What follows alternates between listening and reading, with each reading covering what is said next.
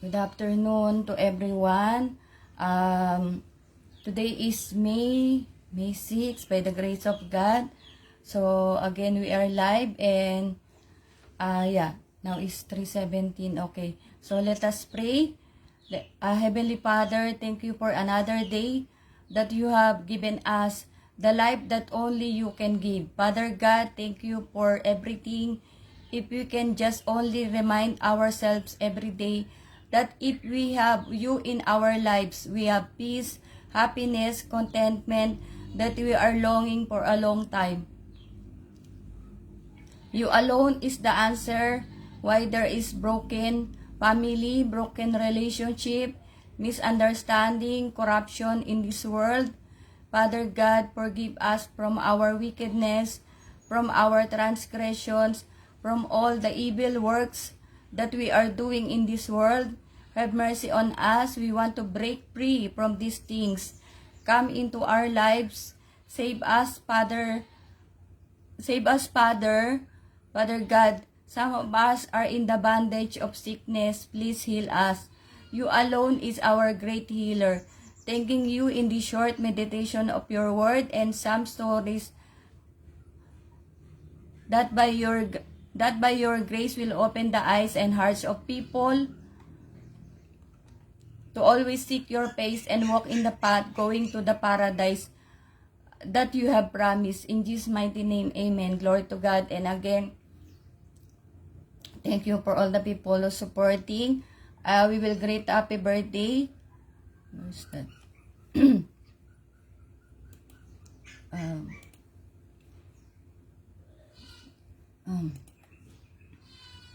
Happy birthday to Brother J.R. Kiliope. Happy birthday to Teddy Jr. Happy birthday, my cousin, that one. Happy birthday to Sister Balien de los Reyes. Happy birthday to Shiril Layugan. Happy birthday to Brother Maurito Kabsaba. Happy birthday to all the celebrants today, May 6, who are celebrating their birthday. May God continues to bless you, guide you, and may God continue to, to store a lot of surprises and blessings for you and your family. God bless us all. Now we will proceed because I think this may be a long one again, but still I will read so that we will not take much time because yesterday is 28 minutes. So again, we want to congratulate our beloved DEM, Bishop Jonathan Periol, for the success of Humphrey, Japan yesterday. All the bishops, presbyters, and pastors, and the big role that Brother Daichi Mori has done being the Japanese translator. To the whole team of Humphrey Global Crusade 15, congratulations and God bless. Shout out to Brother Arnel Guardians. God bless to all the people who's watching. Yes, God bless all of you. Maybe I may not have the the strength today, but we praise the Lord that we are in this life and we want to glorify His name. And this Humphrey Global Crusade 15 on May 12, Dagupan in CSI Stadia. So I'm inviting everyone that will be on May 12. To God be the glory. Okay. When I came here in Pangasinan, I felt somehow pity for them, the people here. Because as per them, they seldom ate McDonald's, Jollibee, Jayco, and some other restaurants. At that time, I still have some money that I kept. Every time I will buy like McDonald's or to other restaurants, I always make sure what we have, the other family has also. My husband will always ask, "Oh, did you give the other family?" Of course, we will say yes. Because I'm always asking also my daughter, Julian, how many people are there, okay? And we will divide this half, okay? Even if like pizza, we will divide half, okay? Or maybe 2 pizza will give the other pizza to the other side.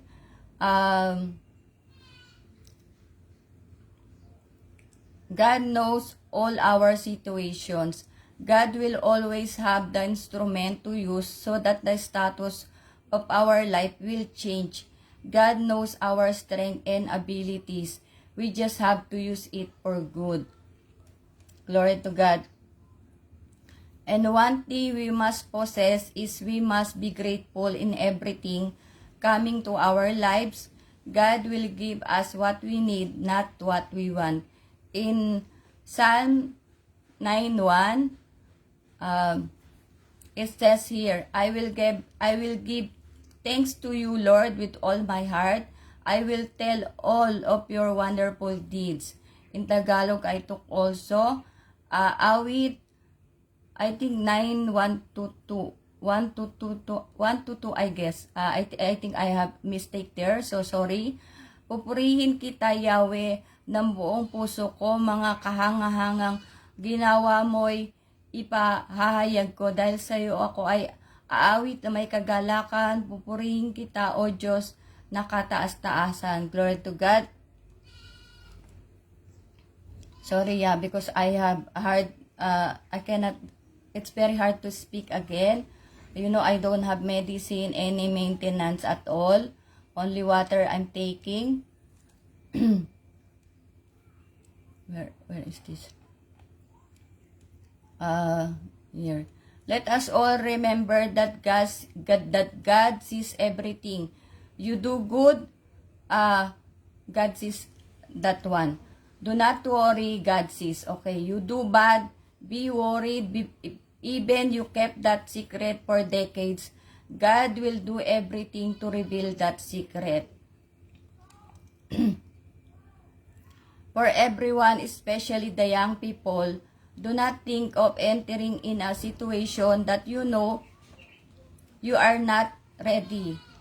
Having a family and children is not a joke.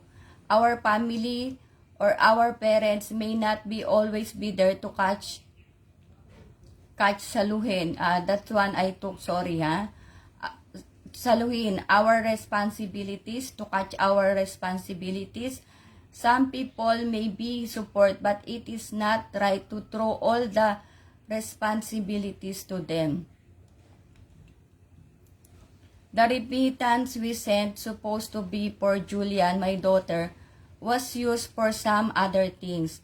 That is why we cannot belittle the power of God, because you see, never in my entire life I questioned that remittance. Never ever I asked a single question to my husband. He knows about the money we are sending, but why God put now in my mind. In Proverbs 3:7, it says here, be not wise in your own eyes. Fear the Lord and depart from evil. In Tagalog, huwag mong, Kawikaan 3:7, huwag mong ipagyabang ang iyong nalalaman, igalang mo't sundin si Yahweh at lumayo ka sa kasamaan.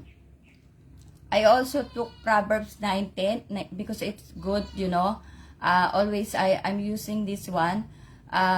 The fear of the Lord is the beginning of wisdom, and knowledge of the Holy One is understanding. Kawikaan 9:10, ang pagkatakot sa Panginoon ay pasimula ng karunungan, at ang pagkakilala sa banal ay kaunawaan. It's very hot. And also, I took this Proverbs 10:27, the fear of the Lord prolongs days, but the years of the wicked shall be shortened. Kawikaan 10:27, ang may paggalang sa Panginoon ay hahaba ang buhay, ngunit ang taong masama ay iiksi ang buhay. When I bring back my husband to Dubai, together with Jaron, I was not in PMCC Port Watch that time. That was, I think, 2012. I applied for only visit visa for them, both of them. By God's grace, I was able to put Jaron under my visa because he is my son. Although so many problems that time because of Sharjah and Dubai conflicts, thanks to my sister Remy, who helped me so that Jaron can exit to Kish. Unfortunately, I cannot apply for J visa because I need 10,000 dirham salary. Every day I was busy applying for him in so many companies, and every time I come home, he's just busy playing Candy Crush. That is why we came to a point wherein I need to buy illegal visa because I do not want to go into waste all my effort and money for bringing them in Dubai. So I use my credit card. It was all, I think, 14,000 dirhams, I guess, except for the, because we pay penalty of overstay and a lot of things. I think that 125,000 dirhams, so that we can go home. A lot of problems arises, misunderstanding, me and Jay, my husband. One time we were fighting, me and my husband. He asked me and very angry, why you bring me back here? I said, why you are asking? Of course, for you to work because you have a lot of excuses in the Philippines. I also did that so that we can bring Julian in Dubai because Andrea, she does not want in Dubai. And because he was very angry with me, he destroyed the new laptop I bought for him, which is 3,000 dirhams. He threw the laptop. That was new one. Okay, which is 3,000 dirhams. I said it's easy for you to throw because this is not your money, not your hard work. Until we came to a point that something like God told me it will not work out. He does not want to work anymore because even I applied for him in agency going to Canada for a restaurant company. I knew he can do that because he worked in McDonald's in Kuwait for 8 years.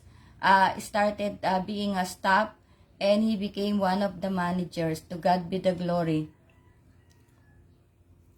Ending was nothing happened in all my efforts, and I said maybe I was wrong. I thought he will be happy to work again in Dubai, so I sent them back home because my husband is really afraid that time when he experienced overstay. I am a risk taker and he is not. And in Proverbs 19:21, many are the plans in a person's heart, but it is the Lord's purpose that prevails. Kawikaan 19:21, ang isang tao'y maraming iniisip, maraming binabalak, ngunit ang kalooban din ni Yahweh ang siyang mananaig. Glory to God. In our life now, shout out to Sister Rosalyn Gregorio de Rojas. Thank you so much. It's very hot, sorry. In our life now, I'm sure until this time, we have so many plans. Even it's end times already, but God has a better plan for us, even if sometimes we cannot understand. In Jeremiah 29:11 says, for I know the plans I have for you, declares the Lord, plans to prosper you and not to harm you. So it's too much hot. Plans to give you hope and a future. Jeremiah 29:11, sapagkat batid kong lubos ang mga plano ko para sa inyo, mga planong hindi nyo ikakasama kundi para sa inyong ikabubuti. Ito'y mga planong magdudulot sa inyo ng kinabukasan punong-puno ng pag-asa. Glory to God. Daddy, my husband, I call him Daddy sometimes. Sunny J. Antonio, you know twice already you almost die. One in the motor that almost a week you cannot properly walk. Jaron did not go to school because of you, taking care of you. Another one when suddenly one day you cannot breathe and you were rushed to the hospital. God heard your prayers and He forgave you and He healed you. He knows how much I love you because of your wickedness and your sister who kept her anger for decades without me knowing. Again, God sees everything. Do not wait for another wrath of God to happen to you. Julian Rose Antonio, clean your room properly. Do not just spray perfumes because bad smell will always be there until you clean first yourself. And again, Sunny J. Antonio together with Kid Bart Antonio, Mirasol Antonio, Julian Rose Antonio, Kian Marco Antonio. God knows all of you very well. God is inviting you all on Sunday, May 12, 2024 in the Gupan CSI Stadia for the Home Free Global Crusade Home Free. I'm sorry, Daddy Sunny J. Antonio, but God wants you to bring your other family. They also need salvation from God. God wants you to be free. We cannot live like that. We must admit we are sinners. We cannot say we do not need God. He alone is the one who can help us to be free from the bondage of our sin. We need to accept and acknowledge God as our Lord and Savior. We have to repent and be baptized. God will make us new creation. We need to serve God. Jocelyn Castro Garcia and your family is also inviting by God on May 12, 2024. All your friends, kainuman, classmates, they need to accept salvation from God. As Kuya Edward de la Cruz, am I right? Yeah. So that you can borrow his car.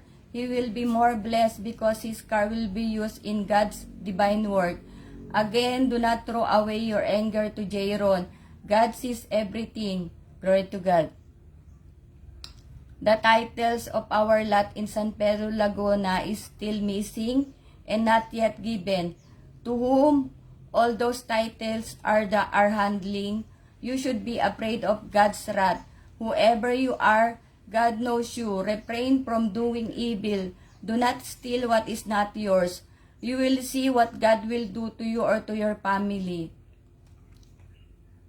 In Timothy 6:10, I think this 1 Timothy 6:10, for the love of money is the root of all kinds of evil, and some people craving money have wandered from the true faith and pierced themselves with many sorrows. Unang Timoteo 6:10, sapagkat ang pag-ibig sa salapi ay ugat ng lahat ng kasamaan, dahil sa paghahangad na yumaman, may mga taong nalalayo sa pananampalataya at nasa sadlak sa maraming kapighatian. Let us pray. Father God in heaven, you are the God Almighty, the God who has the power in the universe. Thank you for your word. Thank you for the stories that may serve as an eye-opener for all of us, reminding us how much you love us all and you want always the best for us. May we be happy on what we have and not let our evil desires be away from your presence and love. We pray this in the mighty name of Jesus. Amen. Glory to God. And again, shout out to Brother June Beltran. God bless all of you who are supporting me. Again, I am humbled to be part of Pentecostal Missionary Church of Christ in the Fourth Watch. By the grace of God, the church has 1,589 or more churches around the globe and 74 countries around the globe. Okay, so I want everyone to invite to, you can visit any PMCC Fourth Watch near you. Tomorrow is not a promise. Okay, so we want to be sure that before the coming of our Lord and Savior Jesus Christ, our King, that we are all saved, and by the grace of God that God will give us time to know Him more, because I told you always that how I am like this is, that I work for 9 years, and it's just one day that it came to my life that I just noticed myself that I got in love with God, and that's it. Only God can give us peace. Only God can heal us. Only God can save us. No one else. Okay. So again, thank you so much, and hopefully to see you tomorrow, and continue to pray for our world, for the country of course the Philippines, and for all the people. I want to say also that because you know the road here in Calasiao, as they said, long time that was not constructed, or you can say still on construction. So the people in the government, at least we will use the money that should be for the government and not for our own evil doings. Okay, so God sees everything again and again. We cannot hide anything from God. To God be all the glory. See you all tomorrow. God bless us all.